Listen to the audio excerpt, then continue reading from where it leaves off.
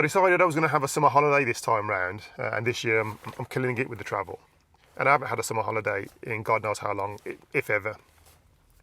And some of you will notice that this time round the steering wheel is on the left-hand side, which means it's on the wrong side for all those purists. And that can only mean one thing. Well, it can mean a number of things, to be fair. But first and foremost, I'm not in my own van. I'm currently in an RV. And that means I'm over the other side of the pond. So I'm about to head out. I'm highway number 1, out towards highway I-93, I think. And that's going to take me into the national parks, next to the Rockies, so I can only be in Canada. So this is my Vanlife Canada.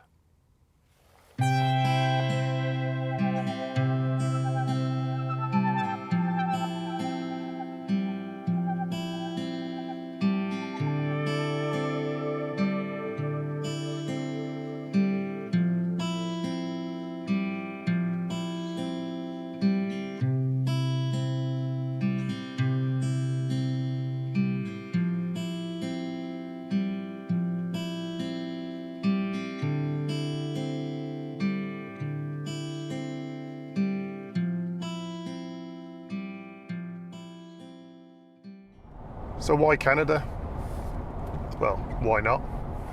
I just thought it would be a good idea to see what van life was going to be like in a different country.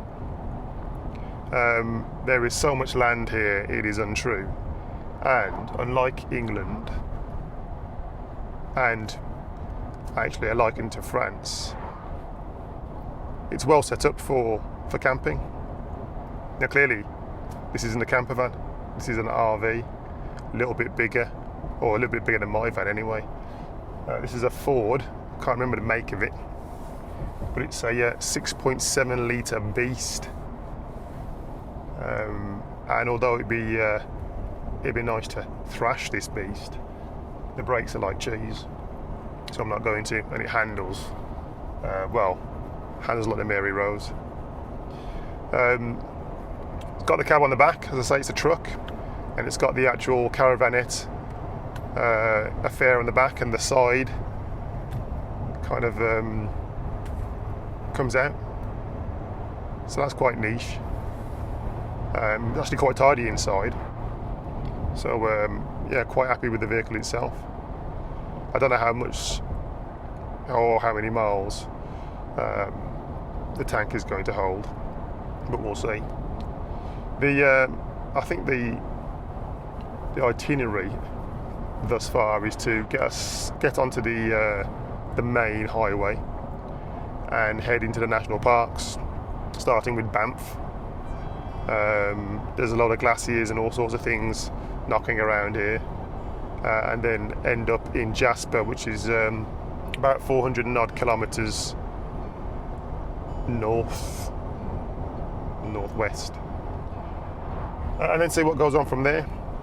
So currently I'm driving down a very, very straight road with miles and miles of traffic behind me because I'm going so slowly, and we'll see what's what. I've got to stop doing that, but we will see what's what. Let go, rain.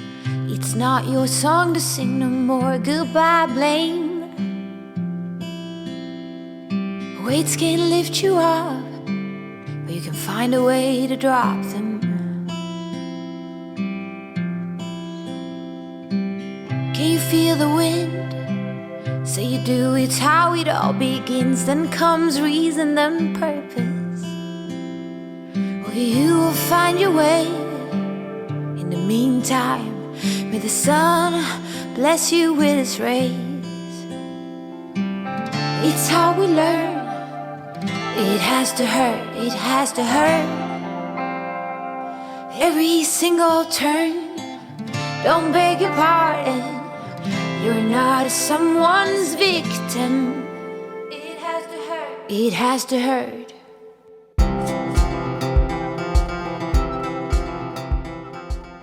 Well, I'm not doing any more driving today. I've decided on this trip that I'm going to consolidate a little bit and not be on the road as much. So I've stopped off at Lake Minnewanka. I think that's how it's pronounced. And it's absolutely spectacular.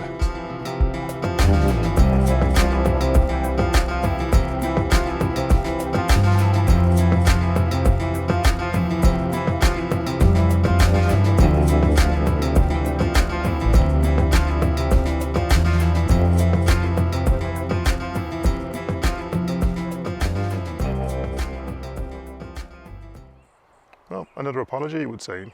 I was going to segue into a nice drone shot of the lake, but apparently a passerby, who was quite rude really, has indicated that apparently it's illegal to fly a drone in a national park.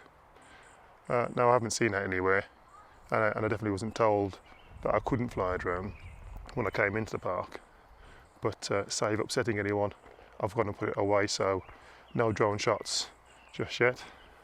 But I'm sure as time goes on, I'll be able to sort that one out. I'm just going to enjoy the lake now.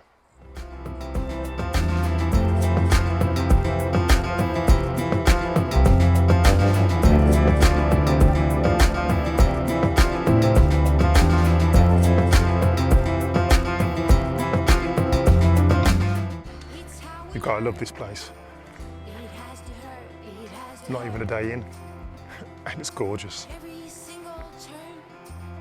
Don't beg your pardon, you're not someone's victim. It has to hurt, just has to hurt. It's how we learn, don't be concerned. It has to hurt, yes, every single turn. If this is what Canada has to offer, and I'm only 24 hours in, then bring on the next few days.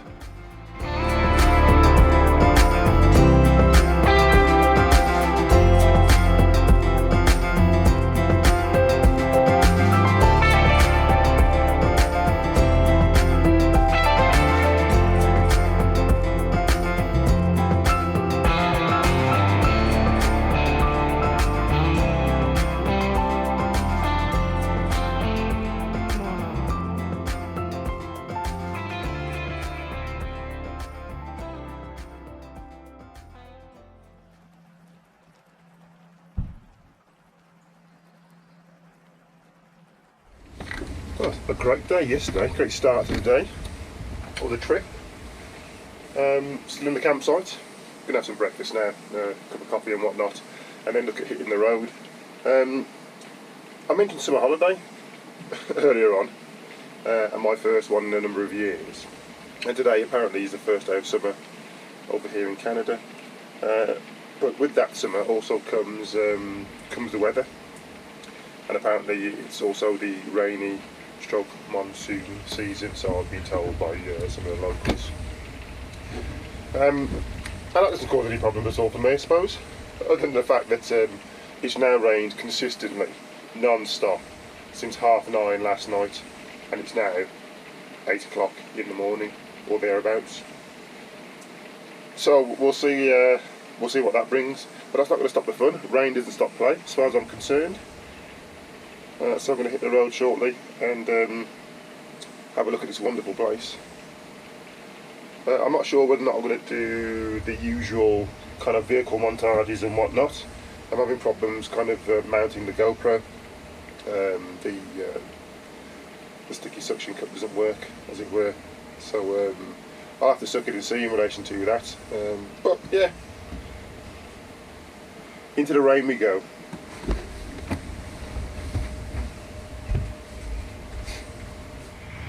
Just thought I'd mention the fact that if you want to be in the national parks, you have to buy a parks pass, and there are plenty of national parks along this particular route, and I think the prices are per park and per the amount of days that you spend here. Anything over a week, you're better off getting a yearly pass, and that's what I've done. A bit pricey. Cost me $130 odd, but I suppose that price does include up to 7 people, And you'd ask yourself the question, well, why do you have to pay to travel around land which really and truthfully ought to be free to everybody? But it covers the management of the land, looking after the wildlife, the cleanliness of it, and also rescue if you require a helicopter, and hopefully, well, I'm not going to jinx it, but you know what I'm talking about. So I suppose in that respect, it's worth the cash, but I've yet to be convinced. You still got to pay for your camping, and the camping is at designated sites. You can't wild camp here; it's against the law, same as it is in England. And that in itself comes at a bit of a cost, depending on how many nights you want to spend at the particular campsites and what type of hookups and stuff that you require. So these are all things to take into consideration. So whilst Vanlife is great here, because the scenery is absolutely spectacular, and it really is, it does come at a little bit of a cost, and Canada's not a cheap place in any case. So I'm just going to have another stroll, or continue my stroll around Banff, experience the place, and then I'm going to hit the road and see what other delights there are along this rather expensive trail that I've just paid for.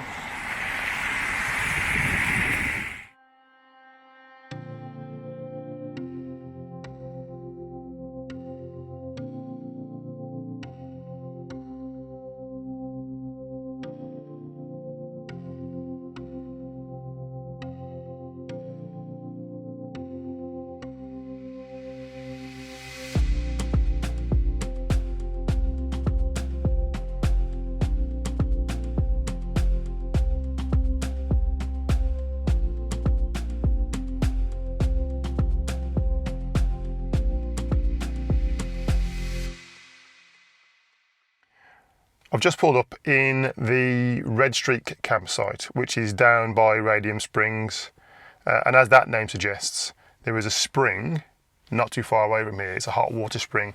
I saw it on the map yesterday, so I thought I'll come down here and give it a go. So, Radium Springs, here we come. Absolute bliss.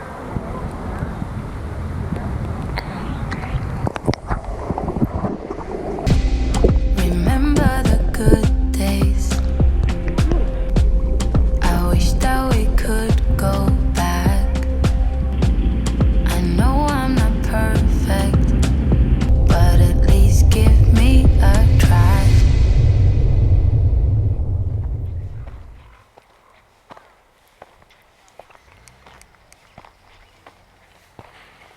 Well, you'd think I'd have had enough of water, considering the amount of rain that chucked itself down yesterday. But the springs, well, they were well worth it. But I'm back at the campsite now, and I'm about to embark on one of the treks.